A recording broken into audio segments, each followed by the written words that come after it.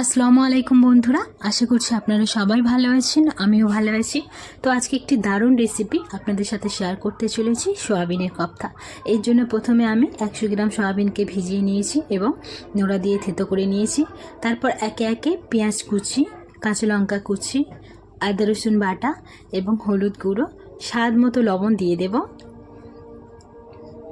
এবং 2 চা চামচ বেসন দেব, একটু ধনিয়া গুঁড়ো দেব আর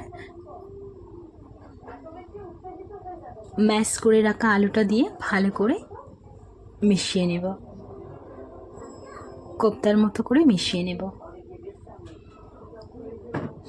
আমার মেশানো হয়ে গেছে এবং আমি এখানে আমার মতো করে শেপ দিয়ে নিচ্ছি। আপনারা চাইলে আপনাদের মনের মতো শেপ দিয়ে নেবেন।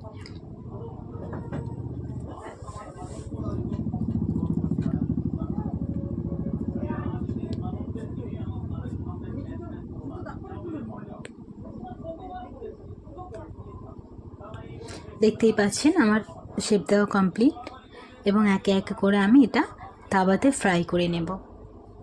এখানে আমি বেশি অয়েল ইউজ করছি না, অল্প তেলে ভেজে নেব দুদিকটা লাল করে।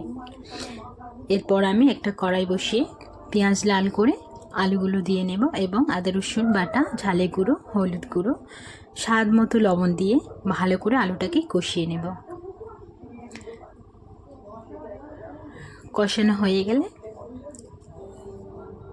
ফের ভালো করে কষিয়ে একটু জল দিয়ে আবার কষিয়ে নেব। এরপরে কষানো হয়ে গেলে আমি জল দিয়ে দেব। দেওয়ার পরে জলটা যখন ফুটে যাবে তখন একে একে কোফতাগুলো দিয়ে দেব। বেশি ফোটাবো না, কারণ বেশি ফোটালে এগুলো সয়াবিন দিয়ে বানানো ছেড়ে যাবে, তাই আমি হালকা করে ফুটিয়ে নিয়ে আমি নামিয়ে নিয়েছি। ভিডিওটি